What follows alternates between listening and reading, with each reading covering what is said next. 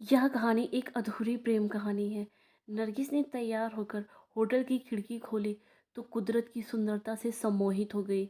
दूर दूर तक फैली घाटी में आसमान से होड़ लगाते देवदार के पेड़ और कई जगह चांदी की धारियों से दिखाई देती नदियों की धाराएं। आज उसे वो किला और वहां से दिखने वाला सपनीला व्यू कवर करना ही था। उस राजकुमार और बंजारन की प्रेम कहानी को भी पूरा करने की उत्सुकता और उसे दबाई नहीं जा रही थी। दरअसल नरगिस एक ट्रेवल ब्लॉगर है। घूमना ही उसका इश्क है। इसलिए आज तक उसने अपनी ओर बढ़े किसी हाथ की ओर अपना हाथ नहीं बढ़ाया। पर कभी कभी अपने दोस्तों और परिवार के होते हुए भी वो खुद को बहुत अकेला महसूस करती थी। जिससे मन मिले, जिसे देखकर लगे कि यही है वो जो रूह का हमसफ़र बन सकता है।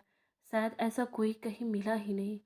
पर कभी कभी एक साथी की कमी महसूस करके मन उदास हो जाता है, खासकर ऐसे रोमानी मौसम में।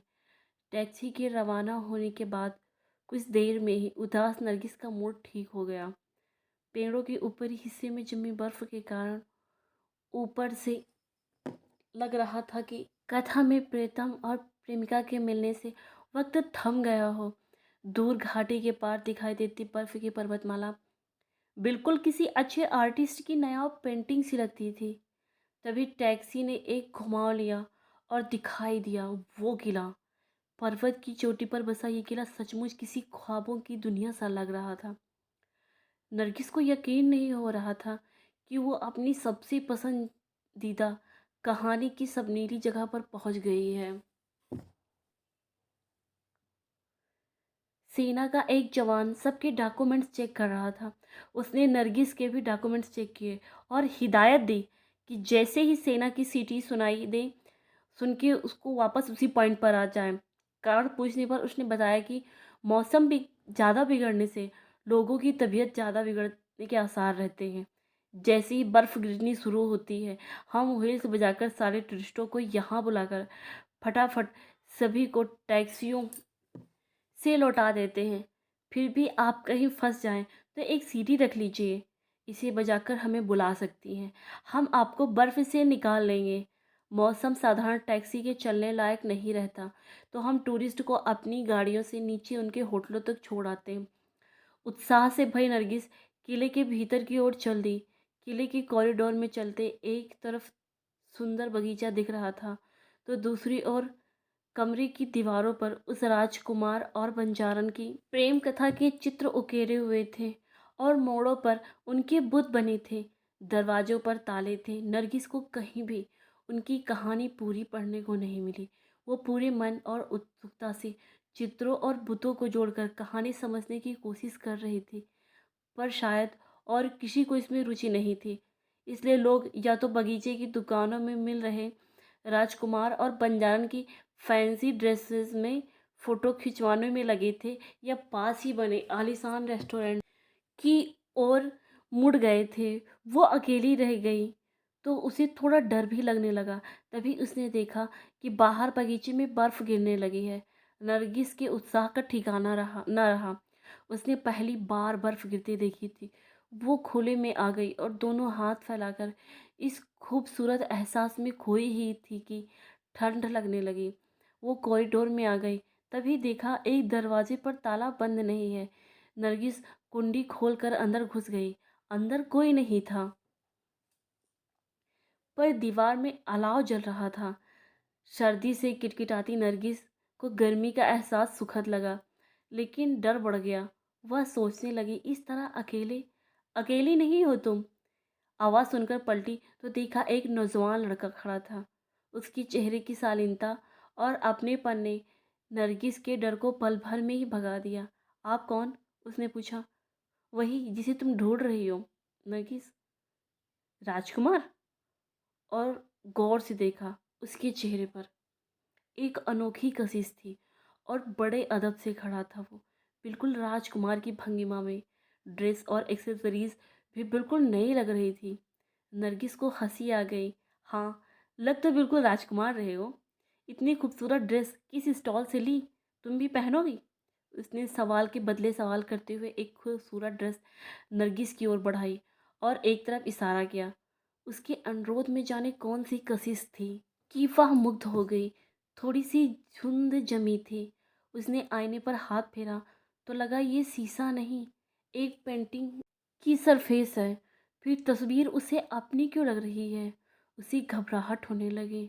लौटी तो उस नौजवान के सामने वाली मेज पर दो राजसी प्याले रखे थे, उनसे भाप निकल रही थी। वो लेने के इशारे में मुस्कुराया और नरगिस ने लपक कर प्याला उठा लिया। सच्ची चाय की जबरदस्त क्रेविंग हो रही थी। चाय की चुस्की लेते हुए बोली, मेरे सेफ ने बनाई है, मेरे खास मेहमान के लिए। वो मुस्कुराया।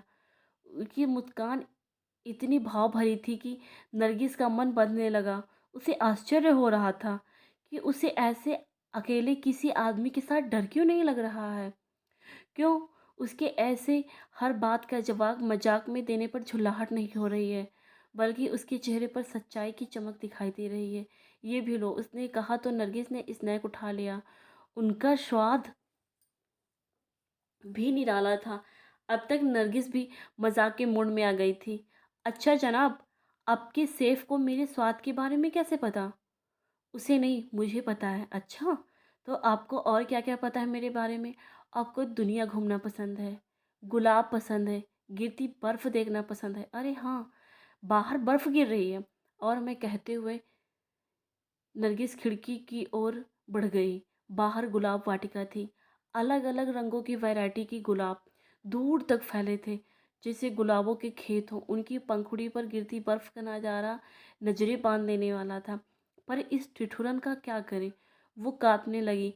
तभी वो अजनबी उसकी ओर बढ़ा और उसने नरगिस को अपनी बाहों में भर लिया। मेरी बाहों में तुम्हें सर्दी नहीं लगेगी। तुम अपने मनपसंद गुलाब जी भर के देख लो। सिर्फ तुम्हारे लिए बनाया गया है ये बगीचा। नरगिस को एहसास हो रहा था कि वो अपने प्यार की बाहों में है, जैसे वो जन्म जन्म से इस पल का इंतजार कर रही थी। उसकी नज़रें फूल पर गिरती बर्फ देख रही थी और शरीर राजकुमार की बाहों में गरमाया हुआ था। राजकुमार के होठ लगातार उसके बालों पर फिरते हुए उसे गर्मी दे रहे थे। वो मदहोश होने लगी थी।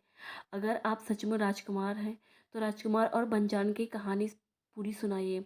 वो मदहोशी में बुदबुदाई।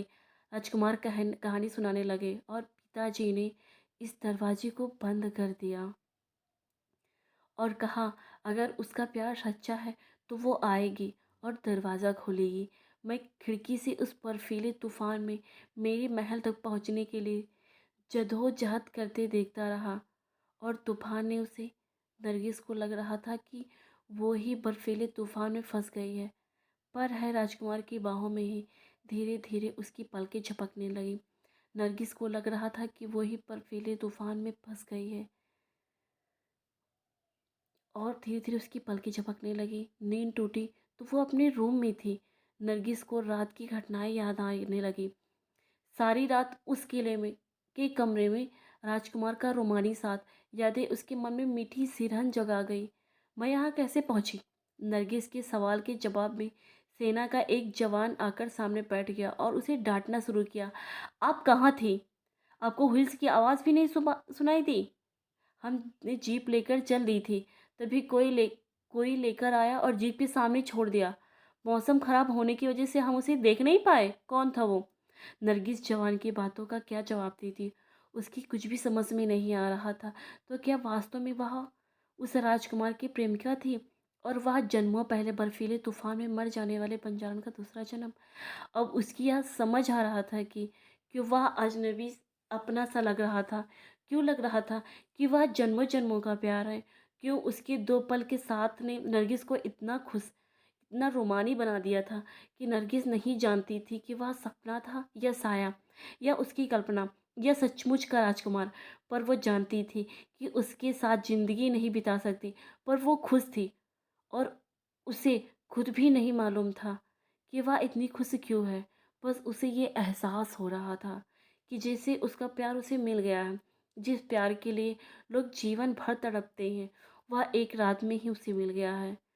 अब उसकी पूरी ज़िंदगी को खुशनुमा बनाता रहेगा। दोस्तों, आपको ये कहानी कैसी लगी?